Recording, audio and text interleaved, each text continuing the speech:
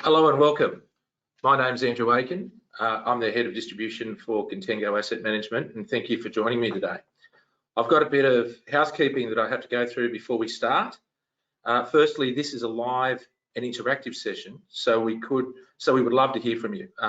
Please feel free to send in a question and we will answer that towards the back end of this session.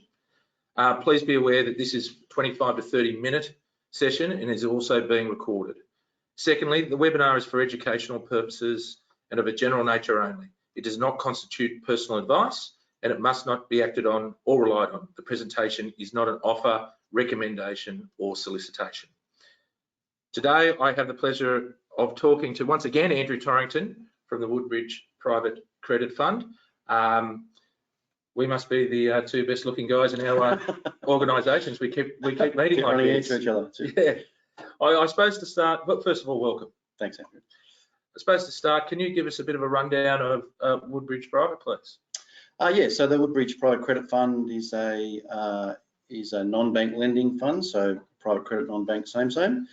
First mortgage only fund, so we can talk about that a bit more if you like. The structure of the fund really is it's a $25,000 minimum for investment fund. It's spinning off running yield of 4% with annual top up. Quarterly distributions for investors in a non-bank lending space that's first mortgage secured, and is more of like a capital preservation fund is probably the best way for investors to think about it. And across all that, we have an ESG responsible investing overlay across the fund as well. Sure. So the fund effectively is targeting cash rate plus around 6 to 8%. Yep. But along the way, people are receiving yield on a monthly basis, pay their bills, or if they're in the pension phase. Yep, that's right. Yeah. Okay. Yep. And investors can reinvest if they like, or they can take out the yield. Yeah. First mortgage.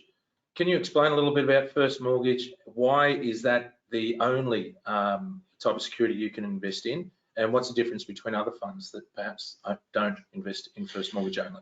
Yeah, listen, it's a good question, and private credit is a broad term, but I guess you should split private credit between asset-backed lending and private credit and corporate lending. So that's probably the first distinction. And corporate lending is more balance sheet secured. Asset-backed lending has an asset behind it, so we're an asset-backed lended fund. Then you should then split asset lending between first mortgage and second mortgage. Yeah. So first mortgage means that we rank first ahead of everybody in the capital stack. Second mortgage means you rank behind the first. So the important part of a first mortgage fund is capital preservation, because, and we can say that because we're first mortgage, capital preservation is at our heart, and it's the most conservative part of asset-backed lending, if you like. Yeah, and then in a different type of fund, perhaps there is a bit of second or mezz in there, and you kind of don't know what you look at things in a risk-return sort of way in this portfolio. Yeah, so investors may be more used to blended funds where they have a mix of corporate debt, first mortgage, second mortgage, or mezzanine finance. Yep. And there's nothing wrong with those funds, but they have a very different risk profile and returns to a first mortgage only fund, which is what we're targeting. And we're targeting a first mortgage only fund just because where we sit in the market at the moment, where risk and returns are at in the market, and we think that for investors this is the best place to play in the market at this time. Yep. Not forever, but certainly now investors can super earn in first mortgage lending consummate to the risk of a second mortgage or a blended fund. Yeah, and I suppose there's a couple of issues out there at the moment that most investors are seeing and hearing on a daily basis. If you read the Fin Review or any other press, of course, inflation is something that's sort of raised its ugly head in the last 6 to 12 months. Interest rates are going up. What does that mean for you and this fund?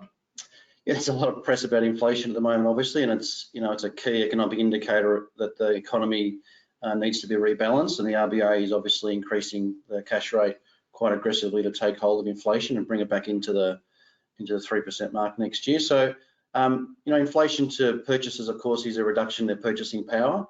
For investors in a private credit fund, it's actually the opposite. So it's it's good news for private credit investors where you're putting your money into a fund that has fully floating interest rates.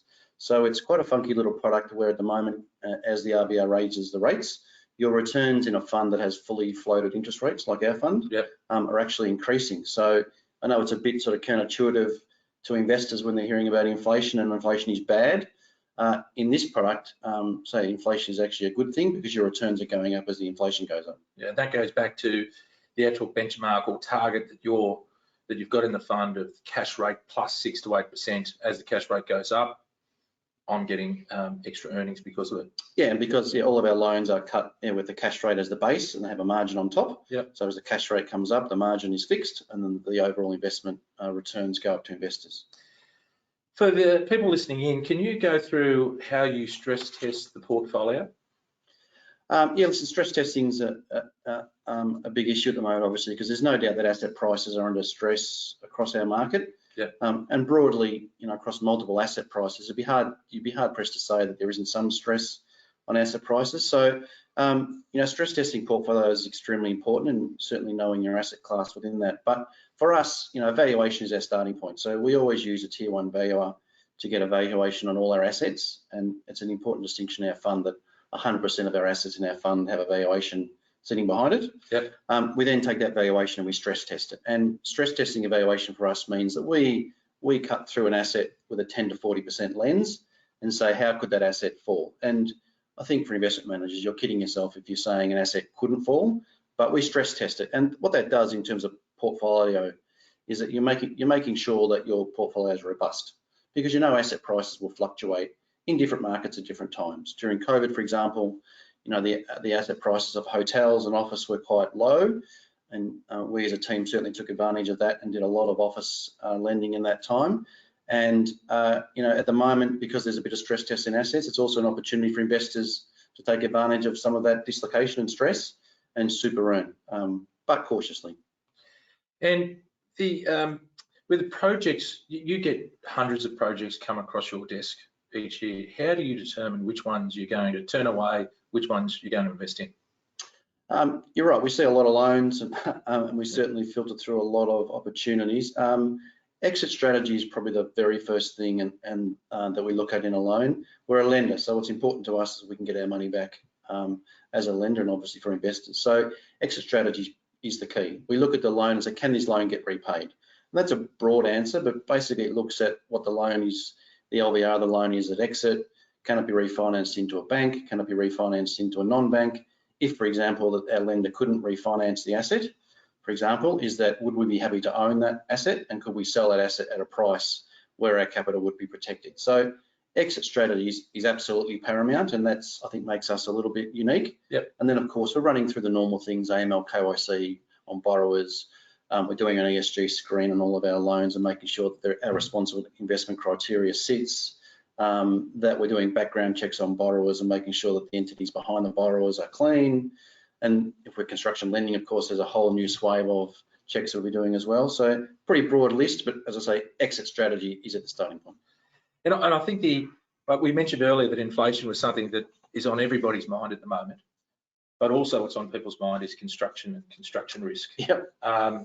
You come from a construction background, which is maybe somewhat unusual in the private credit market, where it tends to be perhaps bankers that can just write a whole bunch of paper. You look at it from a different lens. What's your feeling about construction at the moment, the construction cycle, and the benefits of investing it from a private debt point of view? Yeah, listen, I think it's construction certainly copying a lot of flack at the moment, and it's a big topic for investors as it is the broader market now about construction.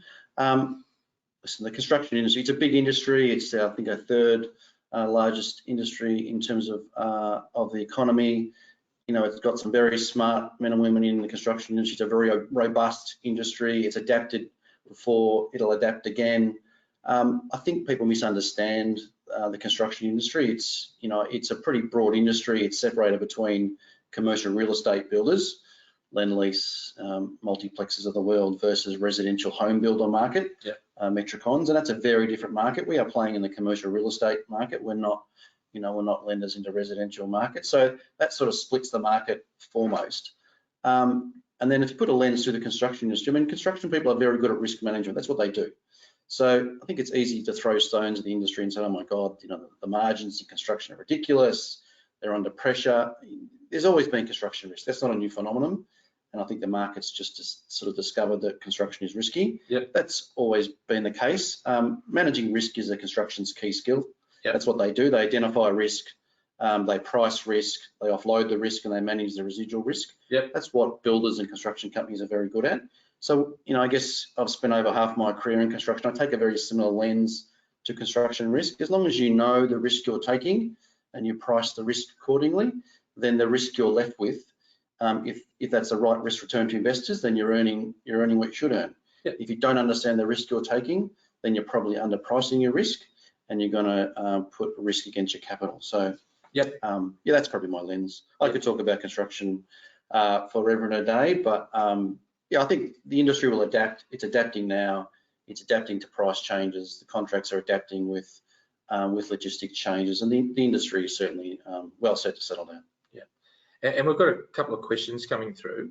One of the questions involves, can you give us a bit of a understanding of which sectors of the market you're looking at as far as the loans that you're currently writing or currently looking at writing? Yeah, so we play across the commercial real estate and agriculture space. So commercial real estate to us is pretty much everything but agriculture and infrastructure. So it's office, hotels, land, subdivision, residential apartments, that type of stuff. Yep. Every market's very different. So Sydney, Melbourne, Brisbane, Adelaide, Perth, you need to cut up by segment. Yep. But yeah, I think as an asset class at the moment, land subdivision is probably under a bit of valuation stress at the moment across the board, which means that when we put a lens through those assets, we're stress testing those most. Yep. And our probability of asset declines in those pockets are higher than not, which means our LVRs are lower, and that's how we sort of price risk. Yep. If we think an asset could fall by 30% in an Armageddon, we'll make sure our LVR is sub 50%.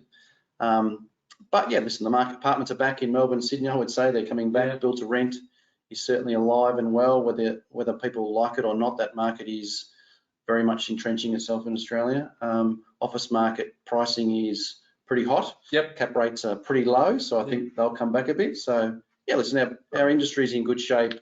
Asset prices will move, no doubt. Agriculture prices are probably a bit under stress at the moment, and potentially have topped out a little bit. But yeah, there's plenty of opportunities for investors still. You know, an interesting theme that's appeared probably in the last 20 years, but certainly accelerated in the last 2 and 3 years is ESG. You've had a bit of experience in managing portfolios with ESG reporting and other things involved. You've set up this fund with an ESG lens with all of your loans. Can you take us through a bit of what you do in that space and how it actually works practically? Yes, I guess what I've seen from a previous life is that the institutional grade ESG, North American, European ESG is very real ESG. It's a real lens across your assets. It's not pretend.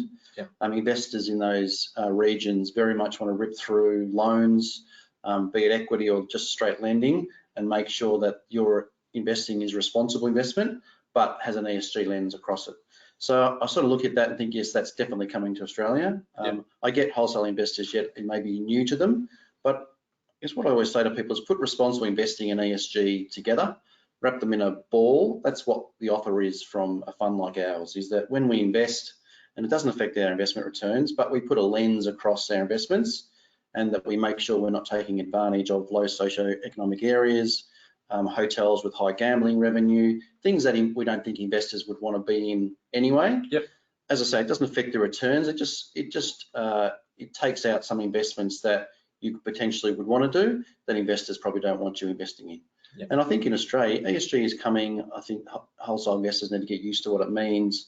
And some investors will care, I get it. Yep. And some investors won't care.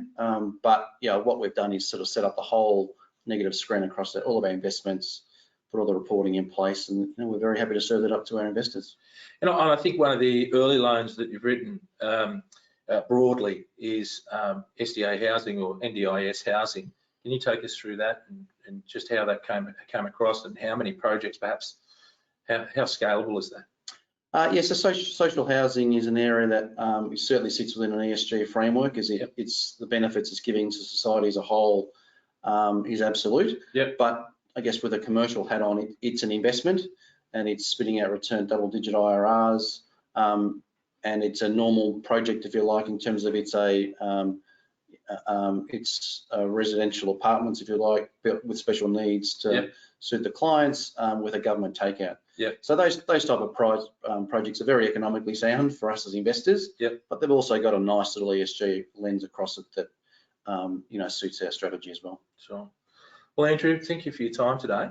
That's all the questions we have, and just a sort of a recap. This is a private debt first mortgage fund specialising in commercial real estate. The fund's targeting RBA cash rate plus 6 to 8%. It has a running yield for investors of around 4% per annum, so that you can meet your cash needs. Minimums of $25,000 for wholesale investors only. If you'd like any more information, please feel free to call anybody on the Contango operations team and client service team, as well as visiting our website. Andrew, thank you very much for your time today.